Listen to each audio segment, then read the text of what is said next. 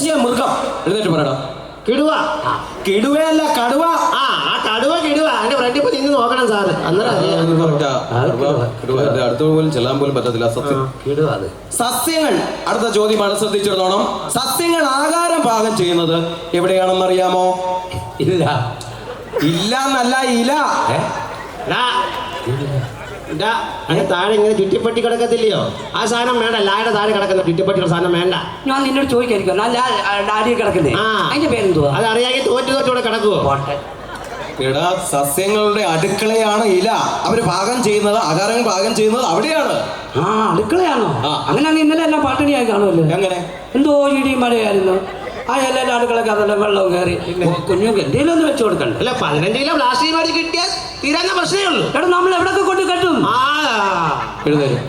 എഴുന്നേറ്റ് പോയിട്ട് ആ മരത്തിന് മുകളിലും പോയി പ്ലാസ്റ്റിക് വലിച്ചു കേട്ടോ. എഴുതാടാ. ഞാൻ അവന്റെ സപ്പോർട്ട്. അന്നാ മണ്ടത്തരം ഇവിടുന്നുണ്ട് പറയും. നമ്മൾ പറയുന്ന ഒന്നും ഒരു ഉത്തരവേ അല്ല. എടാ, ഇല വന്ന് മുള്ളേ വീണാലും മുള്ളു വന്ന് ഇല വീണാലും തീറ്റി എടുക്കണല്ലേ സെപ്റ്റിക് ആവും. എടാ, ഇലക്കാണ് കേട്. ഇലക്ക് തെന്നിന്റെ കേടാണെന്ന് പറയാവോ? ഇതൊരു പഴമൊഴി, ഒരു പഴഞ്ചൊല്ല. ഇത് പഴഞ്ചൊല്ല. പഴയ സാധനമൊക്കെ കുത്തിപ്പൊക്കിക്കൊണ്ട് വരും അടി ഒളിപ്പിക്കാനായിട്ട്.